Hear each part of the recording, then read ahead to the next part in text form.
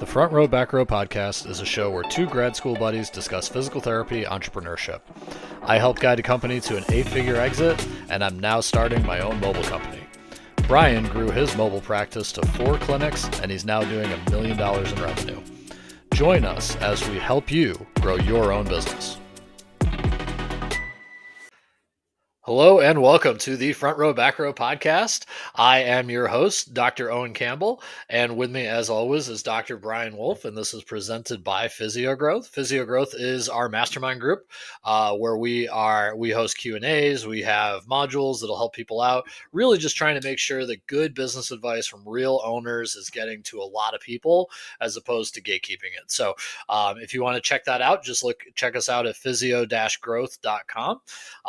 And we also have a school group, which you can look at in the description, either on YouTube or the podcast, where all fine podcasts are sold.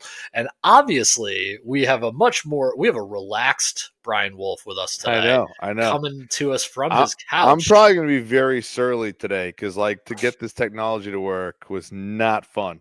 And so now we got it going. I'm sitting on the couch doing this, and so I'm. And then of course, I said, let's do a podcast about technology. So just to rub the salt in my fucking wound. Exactly. We we haven't even hit the minute mark, and I'm going to have to put explicit on this podcast. This is great. All right, exactly. So we're going to be talking about remote therapeutic monitoring. RTM is typically what you will see. Anybody looking at their practice owners, some practice owners are all over this, right? Others are like, what is that? What does that mean? So to give a very brief overview, remote therapeutic monitoring is something that Medicare started allowing. And of course, you know how if Medicare does something, then everybody will eventually allow it. And what it is an effort to try and get people to get into to do their exercises, essentially, right? Is to remotely monitor if they're doing all the follow-up that any good therapist knows is pretty necessary for you to be able to progress in a program, right? So of course, if you've spent any time around the interwebs or you have a functioning email that's linked to physical therapy, you've probably gotten some cold calls, cold emails. You've probably seen some podcasts about the topic of remote therapeutic monitoring. Now, it's not something I typically interact with on a daily basis. I know my previous employer, they are doing it. And they have about 900 clinics. So they put a very big investment into this.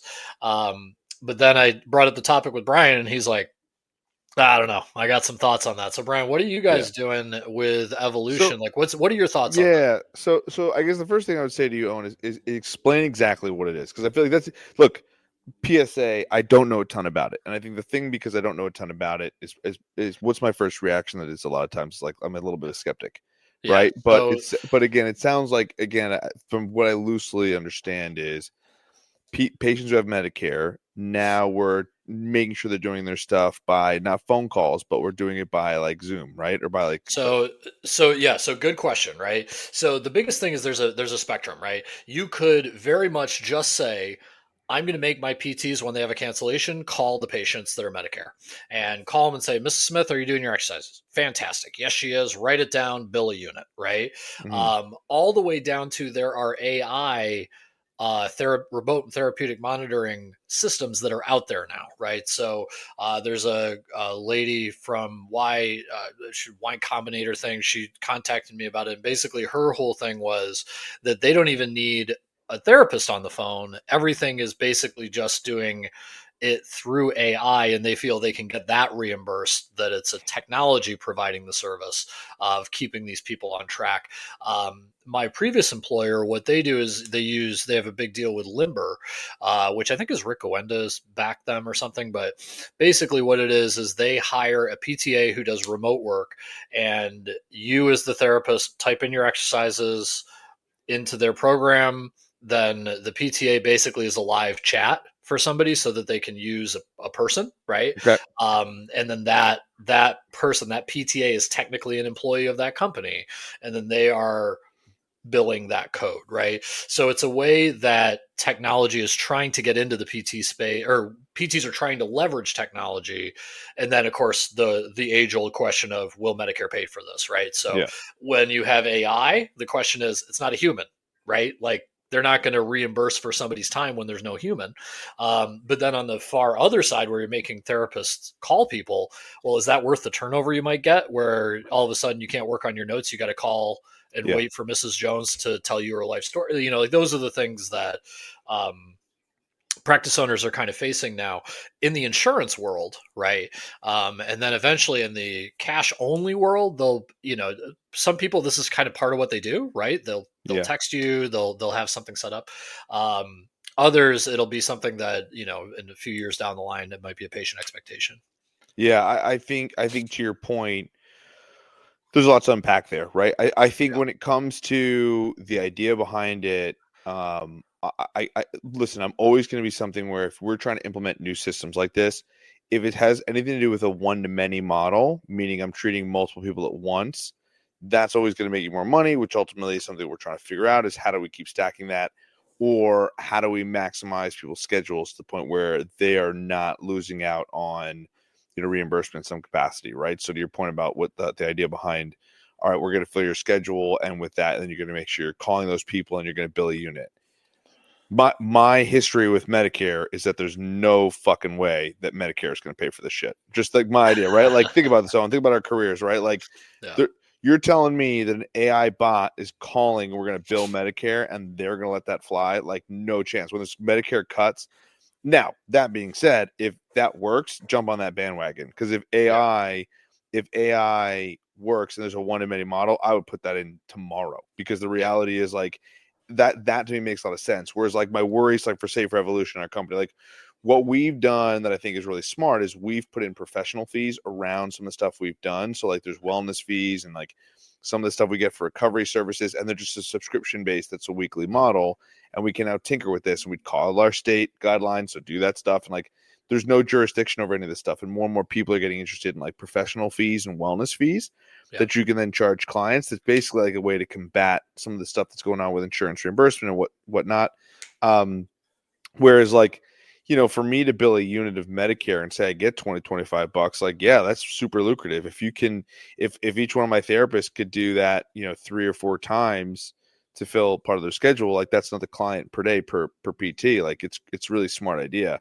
But now it's out of work for that therapist. Like, does that drive the therapist out of the clinic? Is that something they don't want? Right? I don't know. I'm sure there's incentives you could build around that business and what you could do from that perspective. Now you're hiring a PTA. That person doesn't know who that PTA is. Like, you're pissing off patients, right? I can understand that. Like, if there's anything that Medicare has taught me, Medicare will essentially make sure that there's a one-on-one type of thing with the patient.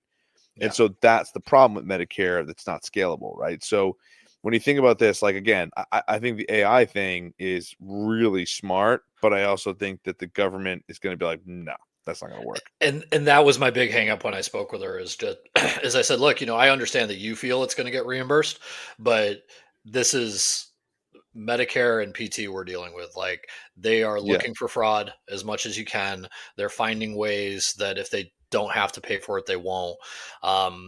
You know, but that being said, if they can prove it, right, then heck yeah, right? You know, how many times, I mean, I think phone calls can be reimbursed from doctors' offices if like a PA does it, right? And it can be at like a physician rate. You know, there's a lot of things, like our techs can't call patients and say, how are you doing? And we can bill that. It was one of the first things, one of the first owners I ever met. I was a student. And he said, you know why the system's one of the big things that's jacked up against PTs if you're going to start a practice? He said, because a physician gets paid for a phone call. We don't. Right. Yeah. So this is essentially us getting paid for a phone call, which would be awesome. Right. Yeah.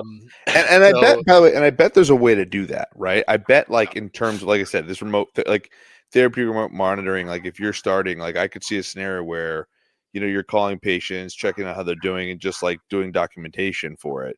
Yeah. But again, like, you know, these notes, you know what's going on with this Medicare stuff. Like, it's not, now we've just thrown more work on a PT's plates for what, a unit? So we're talking about $25, $25 per person. I get when you look at the bigger picture and bigger line, that's going to make sense. But listen, ATI just went out of business. I don't know if you saw that. That's probably something we should also chat about. Oh, did they officially go out? Yeah. Well, I mean, they just filed for bankruptcy. So the reality is, like, so they're going to redistribute. Yeah. So here's the type of shit. The stock price is like a penny. Yeah, exactly. So here's the type of stuff. All right, cool. What I'm going to do is I'm going to do all this stuff. I'm going to piss off PTs. And I bet what happened to ATI is now they can't get any talent, and they they ultimately Yeah. can't make any money. And so when you can't make any money, what do you think They happens? also had a pretty bad IPO and the way that they ran it. There's a lot of stuff in there, but Yeah, of course, that's something we can unpack in another episode. But I yeah, think when don't it go comes public to if you're a PT company. yeah, well, Lesson learned. it's not even that. It's like understand what is important on the innovation space. So again, like Yeah. I think that AI and a one-to-many model can work really well, but Medicare has been very specific about not ever liking that. So Yeah. why would that change now? And again, keep in mind, so a PSA to anybody out there, if someone called me and said, "Hey, this is what we're doing, and we think it's going to work," and you're going to pay the AI company, realize the AI company has not, like, if I were this company, I'd say, no problem. I'll tell you what I'll do. I'll give you 10% of whatever I make on Medicare. Yeah. Even if I'm going to pay them more. So if they're like, it's $300 a month, blah, blah, I'd be like, not good enough. I was like, I'll pay you 10% of whatever I make. The reality, Okay. $3,000, they make $300. If I Yeah. make 10 grand, they make $1,000. So I was like, Yeah. I'll work something out with you, but I'm not putting risk on myself. Like, Yep. nobody share the risk with me. So I would do something like along those lines with these companies, and so that the people that complain, because in that scenario, or same thing with any therapist, it's like, I want to work from home. I'll do this for you. I'd be like, no problem. You write the notes. You check up with all the people. I'll pay you 10% of whatever we get. We can track it through your numbers, and whenever we get reimbursed for it, we'll pay it. Yeah, and I think the important thing too is to think about anybody owning a practice right now at different scales, right? So Yes. obviously this is more of an insurance conversation. So anybody, cash pay, they may be tuning out a little bit. But this is a classic kind of management question too. Like, what's your vibe like? What's your culture like? Do you have people that'll happily pick up the phone to check on Mrs. Smith because they would have done it anyway? Um, do you allow them that space, or are they dying in documentation and they're going to look at you as just adding an extra thing for more money? This is where, threading the needle, knowing exactly what your size is. Like I said, with that 900 clinic company, they spent 2 years probably just testing this in different markets and asking the therapists, where are they at, what do you think about this, going with compliance, talking to people in Medicare, like all the stuff. So they put all that work into it. Whereas AI may be a great option for somebody who's like, I'm busy, but I want that extra unit, so I'm less busy, or I can raise my prices, whatever it is. And if it doesn't work, okay, like you're one of 5,000 customers. It's not like they're going to take your license. They're just Yeah. going to say, oh, okay, just give me my money back. Okay, cool. Like, but if it works, then great. So that's where, as an owner, I really think people have to think about when they're looking at RTM, remote therapeutic monitoring. They have to kind of fit what works with their vibe and their practice. Yeah, I would tell people too, like for instance, I don't understand enough about it. I would Yeah. want to do a ton of research on it, bounce it off my employees, bounce it off people. I would want to like Yeah. really dive into it. On the cash based side, I would now some alternatives. On the cash based side, I would totally just like raise your prices and do this, right? Yeah. Like make sure they're doing that because so it could Yeah. check in, right? I wouldn't necessarily bill per time you do it. I Yeah. would just make it. I'm going to call you. We're going to talk. We're going to Well, chat. I would look into stuff where you could do that, right? and I this mean, will be good because if it does, like, hopefully, I mean, let's be honest, if insurance paid cash pay rates, like, all of us would take insurance, right? So, yeah, like, or most of us would. I mean, there's yeah, obviously, but you can use that as a leverage and say, okay, the local hospital by me, their average reimbursement per patient's 130, the yeah, private clinic's 100, but now they're both doing RTM. So really they're at 150 and 110.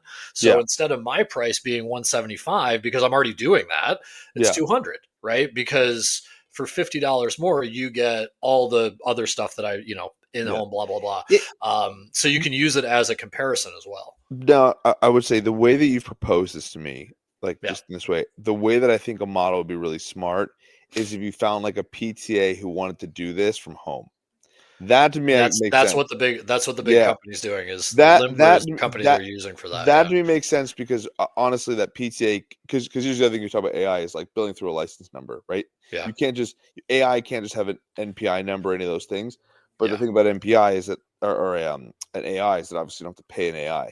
So the Yeah. reality is like when it comes to like a PTA, you can pay them a salary and they can work from home and basically you say, all right, like, and I know there's some companies that are doing stuff that's online and like they're doing workers comp and other things like that. Like Yeah. it's something that you could definitely experiment with and take a look at.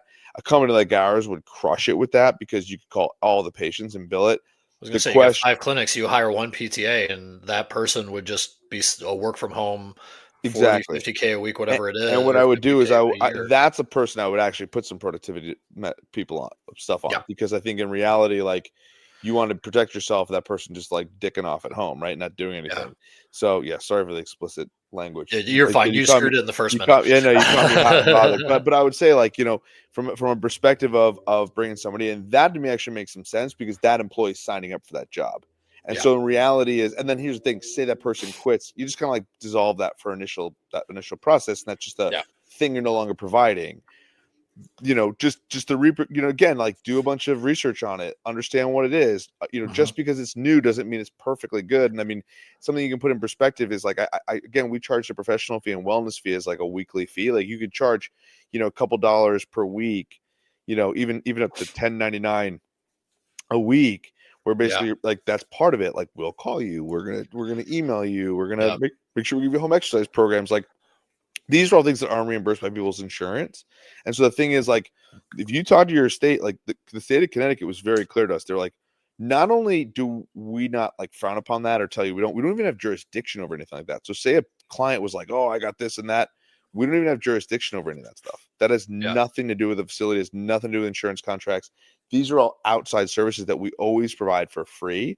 And so to do something like that, you could do that. So anyway, that's a way that I would do it with insurance. But again, to people out there, if they want to talk about this kind of stuff in depth, they can talk about it with us at Physiogrowth. And so if you're interested in talking with this process with us, check out physio-growth.com. We talk about this types of stuff all the time. We do different coaching. We would set something up. Like, this is something that me and Owen will chat about, and how to set it up and how to work on it. And again, like, these are processes that we, dive into. So it's cool. I mean, these are definitely things that we'll learn how to do and figure out for our clinics and for businesses. Nice, man. All right. Well, Cool. that's the end of it. Have a Sounds good one. man. You too, bud. See ya.